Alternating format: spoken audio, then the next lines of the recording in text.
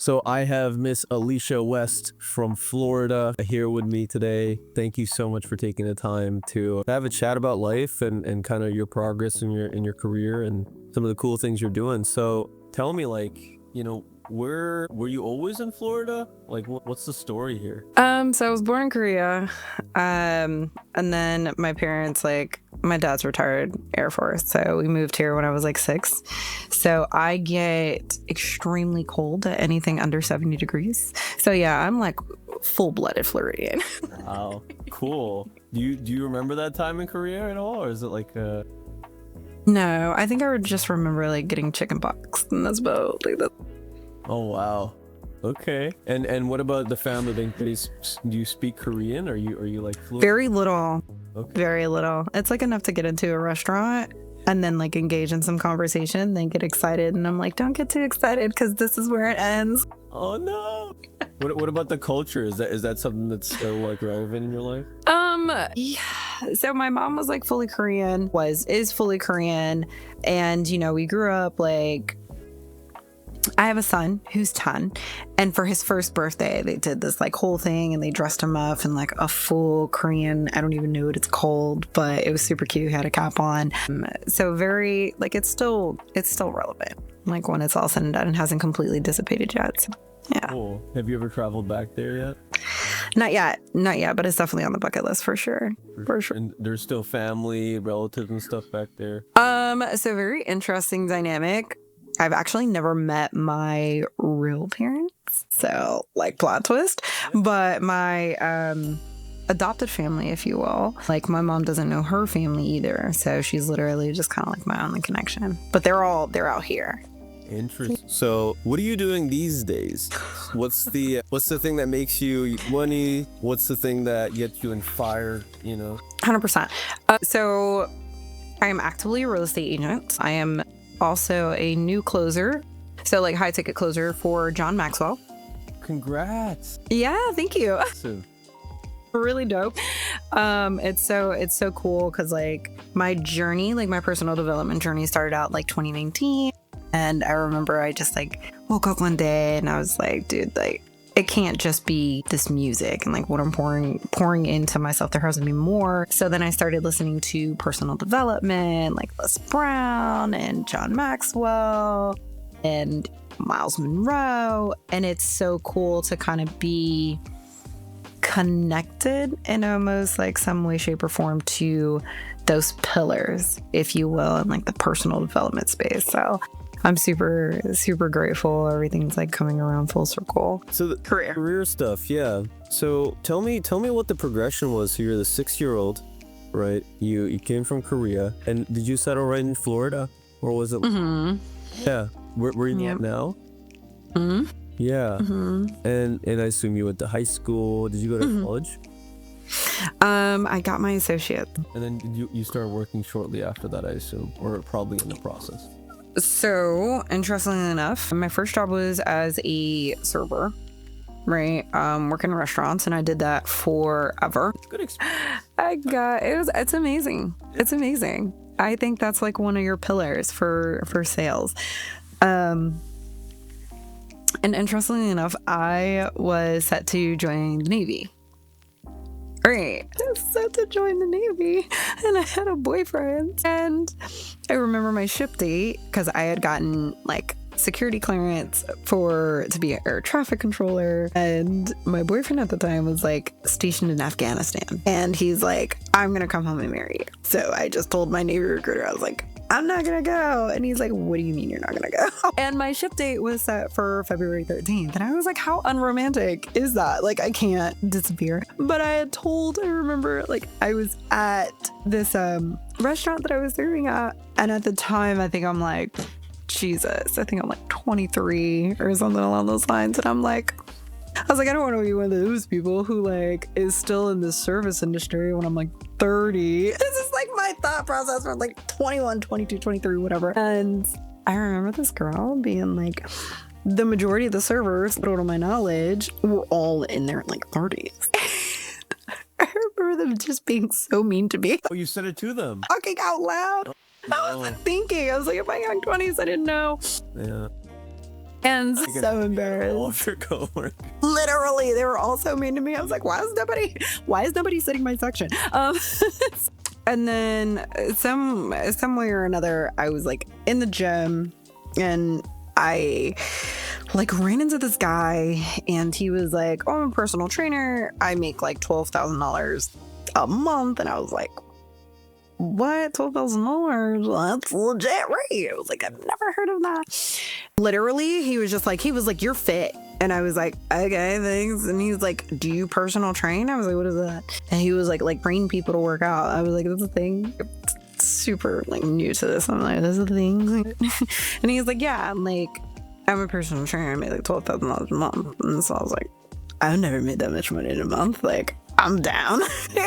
Yeah. Like, I think 2015. And I was like, oh, let's lock in. Matter of fact, it was 2016. I was like, oh, let's lock in. Like, I got my personal training certification, NFPT. I'm like, all right, where's the money?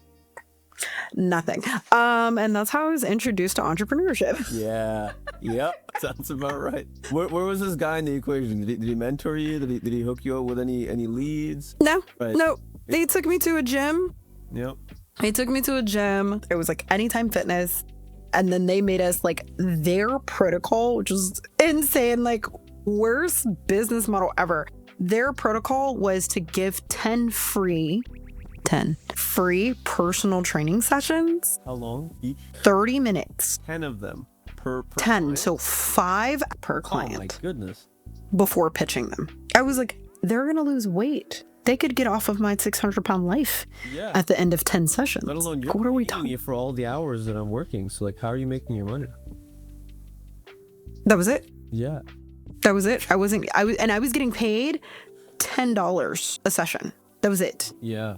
And I was like, Where did it go? all lies. Oh no. Literally. So it's like, lesson to the audience: if someone tells you they make an exorbitant amount of money for what you make right now, and you assume that you can just get some certifications and that you'll make that amount of money, you're missing 98% of the equation. Life lesson.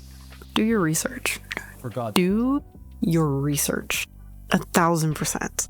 So now I'm like sitting in the space, but like I'm here now. I'm like, I gotta make it work. I'm like, is there anybody that's made $12,000 a month in this space? Because if so, by all means, I'm gonna figure it out. And that's kind of like always been my mentality, is who's the best, and is that process rinse and repeatable? I'm gonna go figure it out. And I didn't get to $12,000 a month. I did get to 10, but I was working. Yeah, I mean, it didn't suck, but I was working from 5 a.m. until 9 p.m. I was absolutely miserable, like to the point of where I stopped wanting to work out. Like I stopped working out because I hated going to the gym. Yeah. That's a 16-hour workday. For how long? At one point I was servicing 23 clients at one time. Yeah, it was a lot. And I think I ran that for about a year or so. Monday through Friday, I was personal training. Saturdays, I did boot camp. So Saturday, Sunday, I did boot camp. So I was working 7 days a week. Right. Mind you, I also, like in the midst, 2019, personal development, we're figuring this out. I hear a motivational talk about 7 streams of income.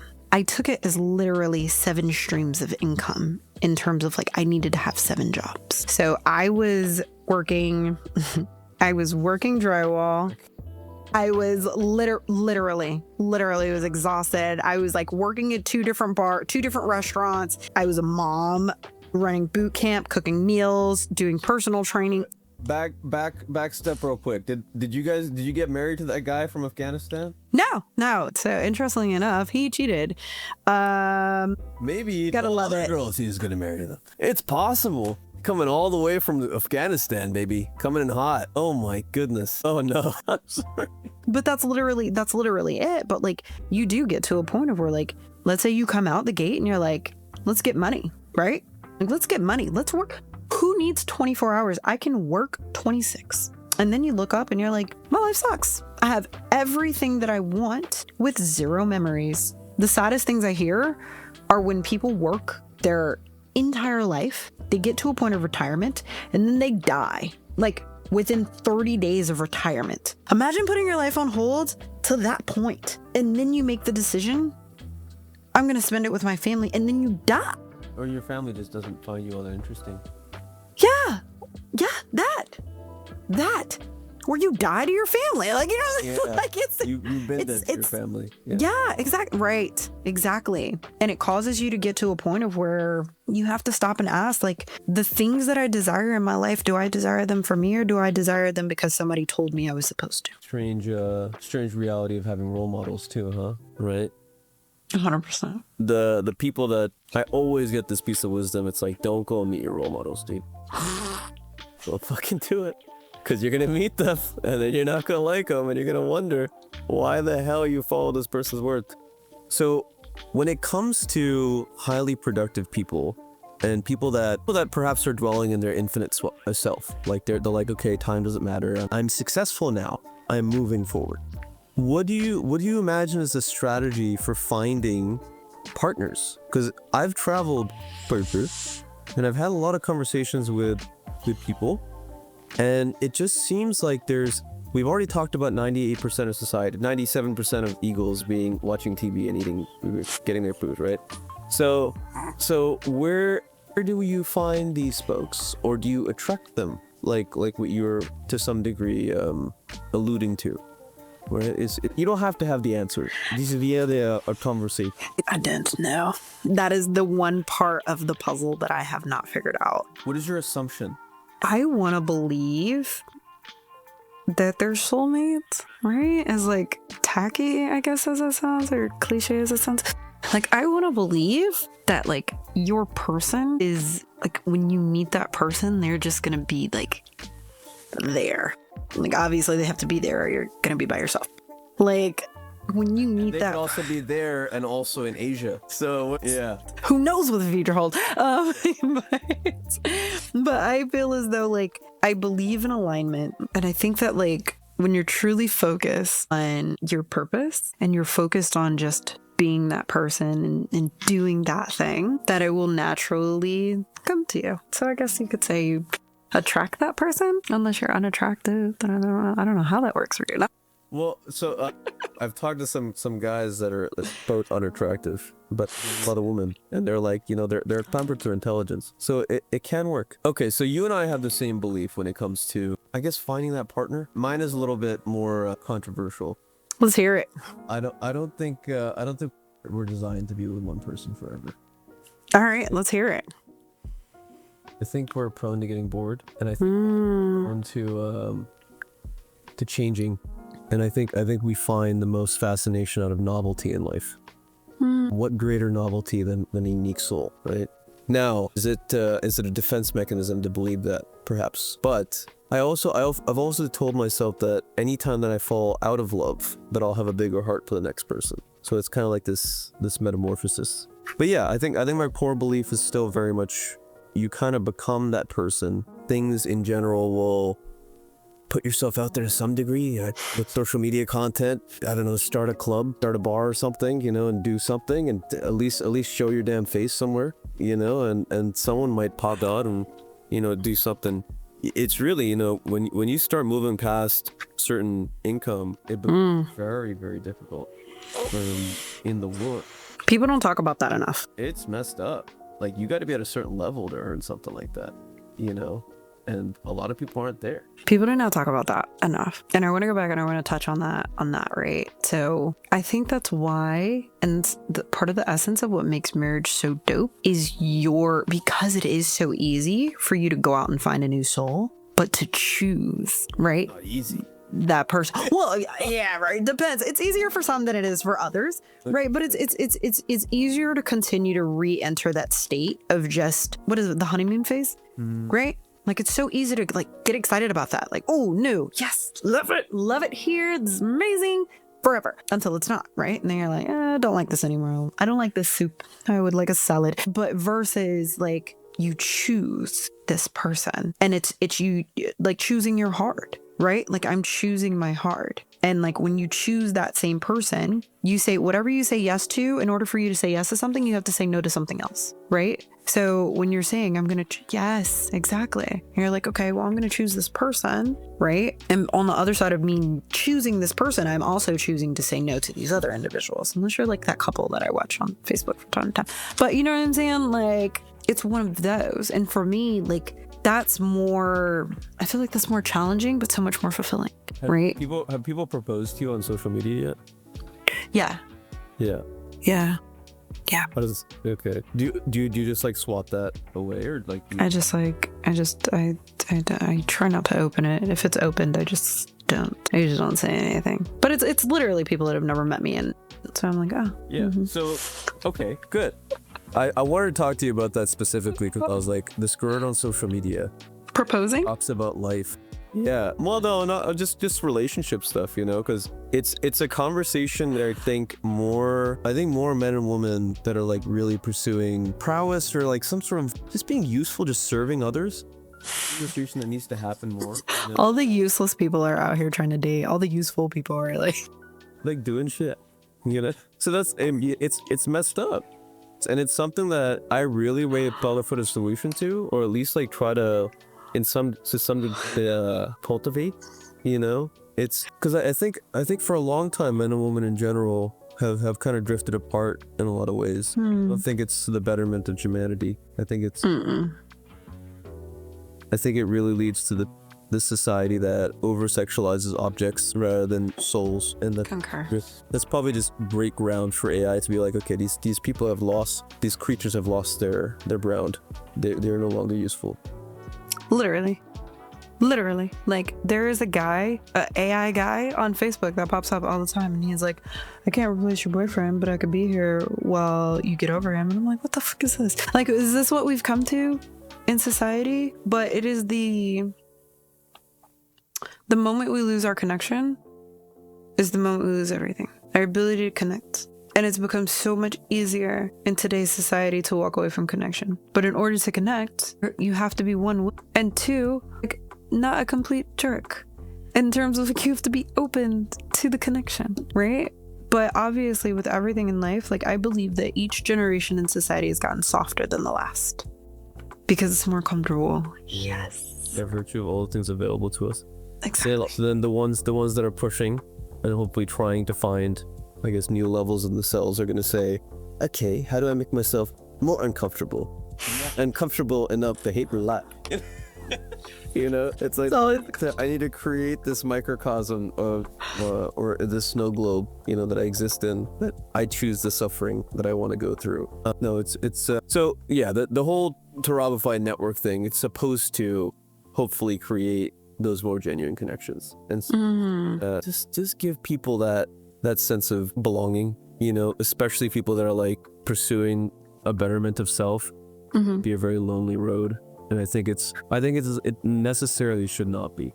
You cannot grow wise in isolation. I think that you end up radio frequencies. If we're not tuned into the same thing, if we're not tuned into the same channel, we're going to get static, right? And I believe that as you grow as an individual, you raise your frequency, big on frequencies, you raise your frequency, you're going to naturally become more static to other individuals. But because you're choosing to look at yourself internally, others still reserve the right to have their autonomy as well, which is to choose to be consumed with distraction. So I don't necessarily believe that it is I don't believe that it's a thing that becomes lonely, right? And you're not forced into a space of isolation, but another door has now been opened that's higher than the door that you've previously entered into. Do you believe you're there? Have you entered into that door? Oh yeah, 100%.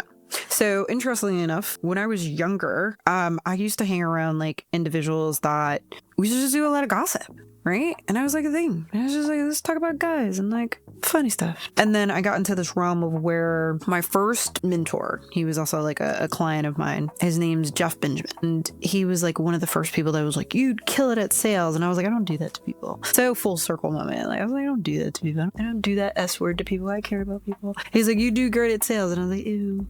And ended up getting to the sales space and like, it was great, right? But I remember like having conversations with him and he's like, Alicia, you want to be a millionaire? And I'm like, yeah. He's like, you gotta hang around millionaires. I'm like, oh yeah, I'll just go to 7-Eleven, be like, are you a millionaire? Like, what do you mean? Like, where do I find these vast creatures? Like, where do I find these white whales? You know? Yeah. But it spoke to where I was in that moment, right? All of my friends were broke. I was having broke conversations. I didn't know what an asset or a liability was. And there was no intention because it wasn't in my environment, right? So once I started to set the intention of like, damn it, I want to make $12,000 a month, right? It forces you, like, life is going to give you the answers to the questions that you ask. So if you want a better life, ask better questions. And I got to a point where I was like, where do millionaires hang out? I'm like, yacht club? Golf? What do they do? Right? That's what, yeah, 100%. They love golf and yachts. It's amazing. So then it just got to the point where I was like, seminars? What's a seminar? And then I realized that the majority of high-level individuals have mentors. I was like, well, where are these smart people getting mentors? What is that? What's happening here? And then I walked into this realm where I got a mentor. And when I met my mentor, I had just come off my first 6-figure year in real estate and my first 6-figure year in personal training. And I was like, now what? What do I do? And I was like, how much can you actually teach me? Because I'm already making 6 figures a year. I cannot be bothered. And then I walked into this room as the first seminar I'd went to, no lie, lost my whole face, and I shut up after being in that room because the first speaker that came out on stage was like, yeah, we're projected to do 350 million this year. Hi, my name's Alicia. Does your year consist of 365 days? Because mine does. How many days is in your year? But that goes back to that reference that I was saying, jet, bus, same time allotted, how much distance will you travel? And I realized that the millionaires are in rooms having conversations that allow them to collapse time frames. So you meet millionaires at seminars, what you're saying? Yeah.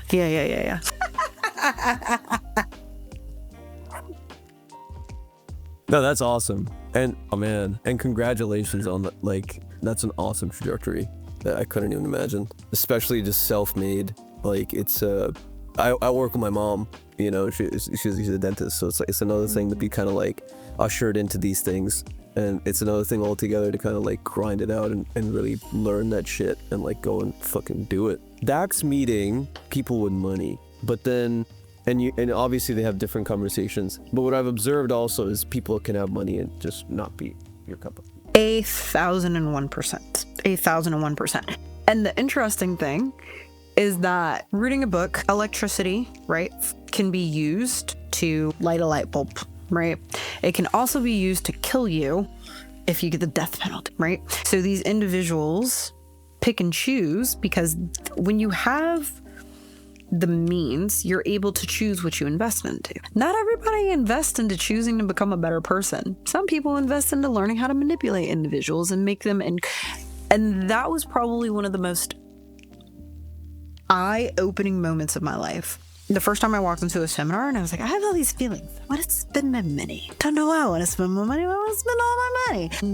And then I went to another one and another one and another one, and I fell down this rabbit hole. And then I started connecting with the individuals that were leading. And what I didn't realize was that people were seeing me as a great tool for marketing because I was articulate. I was pretty. So they were like, hey, pretty girl that knows how to talk. Come tell people how great I am, because people love to listen to pretty people. And I didn't realize that I was being manipulated in this space that I thought I desired to be in so heavily, right? So I had to turn on my discernment. And I was like, I'm not getting paid. I'm not doing that now, right? And some of these individuals have studied the darker side of like NLP, like somebody pretending to fake a connection. We also call them sociopaths. Real quick, the acronym. NLP, neuro-linguistic programming, right? So you're doing this, right? If I mirror you without you noticing it, subconsciously, I am telling your brain that I'm safe. And there are people that study that to make you to put your guard down without you ever consciously knowing that your guard has been put. Yeah.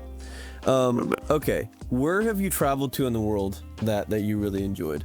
Hawaii. Okay, cool. Hawaii. I loved it. Yeah, that's it. I just got Hawaii. Ty Lopez talks about this concept. I wanted to share it with you. Maybe you already know it. You need to have 3 places that you call home in some form. There's the city, the suburb, and a rural area. The suburb is for finding your mate, the city is for making your money, and the farm is for your spiritual, the peace. Hawaii is my farm. Yeah? Okay. Hell yeah, you got one. That's massive. That's 1 out of 3. All right. What do you think about having like okay, you're a billionaire. You have made all the fucking money, okay? Yes.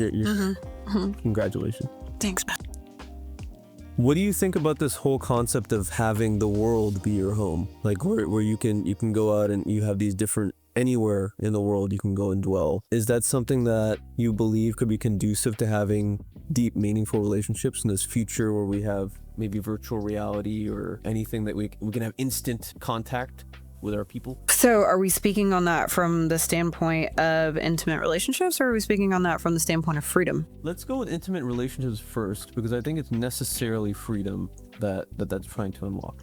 Yeah. So from an intimate standpoint, as long as your spouse is able to do the same thing, I think that's dope. That's removing all barriers, right? Removing all barriers. Like, hey, let's go to Egypt because I want to go look at some triangles in the sand. Let's go do it, right? And I think that can introduce you and expose you. I feel like so much of life is just exposure, right? Exposure changes your appetite. And I think that could probably cause for like a better connection, because like how many memories can you make in that time? The world is your oyster. I don't eat oysters, so I don't know why people say that shit, but yeah, you know? Yeah, that's actually a good catch. Okay, so it depends on, obviously, if the other person does not have a job that requires them to go into the office every day. 100%. It's like, what's the objective? The objective, hopefully, is to find the most effective way to achieve the 3 things. The most bang for your buck geographically. Oh yeah, the U.S. definitely isn't it at all. It's messed up. It's not it. What? Dubai, there's no taxes. Really? Yeah, there's no taxes in Dubai. Okay. Are you gonna be in Dubai? Is that... So interestingly enough, I was on an AI e-commerce offer, and the owner literally made a bunch of money and invested in properties in Dubai. There's no taxes there. Very cool. So I haven't unlocked that playing field yet, but very much like open to it. But one connection away. One super conversation away. Like there's a super connector. And it's so interesting, actually. Benjamin Hardy, I forget what the book is called. But if you really think about it, you're one conversation and one handshake away from somebody who can change the entire trajectory of your life. I made one decision to invest $15,000 because I had a credit or a tax problem. And from that, I now have more access to more millionaires within a 2-year time frame than I'd ever known was possible within my 30 years of life. So it's like one decision with a level of intentionality and being open and not being a terrible person. And it can literally just change everything for you. Like the way you think, the way you carry yourself, right? The goals that you have and the desires that you have. So to your point, like I think that people should travel. For sure. No, every time, man. Every time I get out there, anywhere away from the thing, the world's a beautiful place. It's gorgeous. Yeah, hard to find peace all the time when you can't just do the thing for the peace. So 100%. That's a beautiful thing. Okay. So I have a network that I'm putting together of mentors, and I'd like to meet you at some point. I made it. I knew it. Yeah. Curious. Yeah. It's like 15-minute calls. They're really short, you know. Powwows. Love it. You know, there's people from all different industries, and mostly young folks that are looking for advice, and you know, I love that. Yes. You know, they could just on a Calendly link or something that's available, just call them up and be like, I'm going through some shit. Can you help? You know? I love that. If that was available to like a hotline in society of like, hey, this is a person that might have something good for you in your industry. That's amazing. And in a world of where we're so connected, but everybody feels alone, those are going to be the things that make the difference. It's mind-boggling. Yes. My intention is to change education fundamentally for humanity. Expound. Well, it needs to hopefully include something about your physical health, something about your mental health, and certainly a connection to those people that you want to be like in some capacity, or perhaps have more experience than you in the thing that you're pursuing. I think that's 3 main things that I will. Do you not feel as though like you'd be going against the Matrix, attempting to educate people on those things. I think they're on the border of the Matrix. Fair enough. Fair enough. So you're born in Florida? No, I'm just joking. Yeah. No, I was born in Pakistan. Fuck. Well, Alicia, thank you so much for your time. Absolute pleasure. We should do this again sometime. If you want to do like an Instagram live or something, I swear we target audiences really. But I figure this conversation might be useful to someone out there. And that's, I believe, why we both make content anyway. So thank you for your wisdom. I've learned a lot. Where can people find you? What's a good place to get to you? Because all of us are 5-year-olds, ultimately. It's just Alicia West Speaks on Instagram, YouTube, TikTok, and then just drop the speaks and it's just Alicia West on Facebook. Guys, please go. She has some awesome content. Okay, I've seen it myself. I wish I was as articulate as she is in terms of just the great advice that she has. And again, thank you so much, love, and all of my blessings for this awesome opportunity that you have.